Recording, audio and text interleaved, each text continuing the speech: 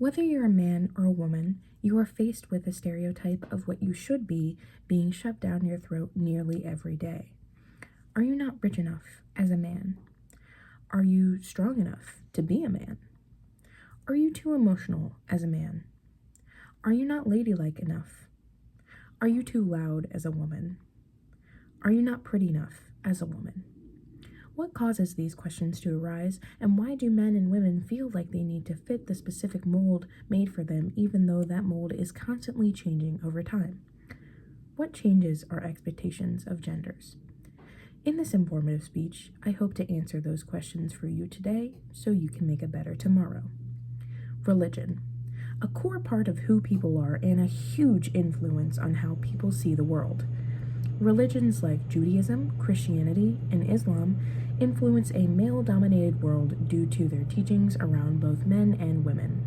This can be seen in multiple different ways, such as Jesus not picking female disciples, women being told that they need to hide the majority of their body, and even the fact that Jesus was a man impacts this idea that men are superior to women.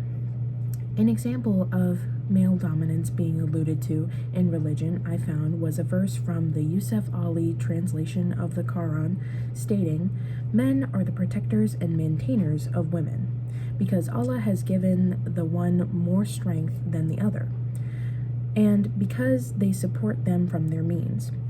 Therefore, the righteous women are devoutly obedient and in guard their husbands' absence what Allah would have them guard. As to those women on whose part ye fear disloyalty and ill conduct, abolish them first. Next, refuse to share their beds, and last, beat them lightly. But if they return to obedience, seek not against them means of annoyance, for Allah is most high, great above you all." This verse condones the act of beating your wife over disloyalty and ill conduct. Sadly, people use verses like these from the Quran, the Bible, and the Torah to justify a male-dominated world. This creates the expectation of men leading while women are meant to submit and follow. Another major element that affected the expectation of gender was, and still is, the feminist movement. Men were once expected to give ladies flowers, pay for everything, make the first move, and be overall charming. Men have been expected to be the protectors and providers ever since the time of hunting and gathering. The rise of feminism, I believe, has changed these expectations for women a lot. Women are now more encouraged to pay for things, make the first move, but are not given much credit for doing so.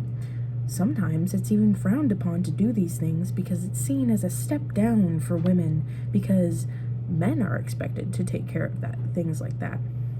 But isn't it because of feminism that women are allowed to make enough money to pay for things in a relationship and make the first moves?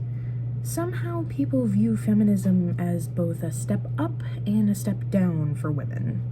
Since women have become more and more independent, the weight of responsibilities has not changed.